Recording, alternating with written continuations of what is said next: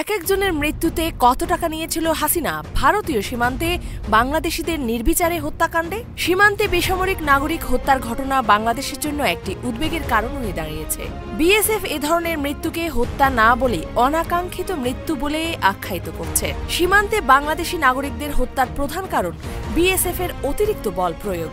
ভারতীয় কর্তৃপক্ষের মতে বিএসএফ আত্মরক্ষার জন্য হত্যা করে, কিন্তু বাস্তবতা তা বলে না।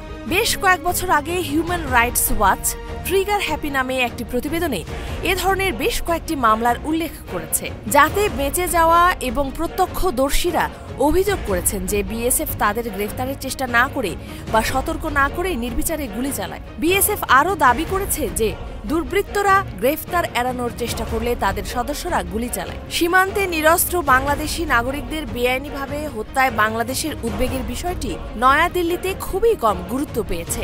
এখনো পর্যন্ত কোনো বাংলাদেশিকে হত্যার অভিযোগে অভিযুক্ত বিএসএফ সদস্যের বিবরণ বাংলাদেশকে দেয়নি ভারত। ভারত সরকারের কোনো সুনির্দিষ্ট অনুমোদন না থাকলে অন্যান্য নিরাপত্তা বাহিনীর পাশাপাশি বিএসএফকেও ফৌজদারি কার্যবিধির বাইরে রাখা হয়। বিএসএফ সদস্যদের এমন জবাবদিহিতার বাইরে থাকায় সীমান্ত হত্যার ঘটনাগুলোকে বাড়িয়ে দিচ্ছে।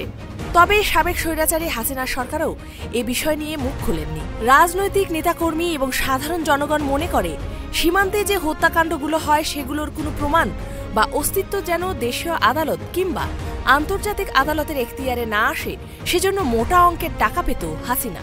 আর এর কারণে স্বৈরাচারী হাসিনা বাঙালিদের এই সীমান্ত ইস্যু নিয়ে কথা বলতো না।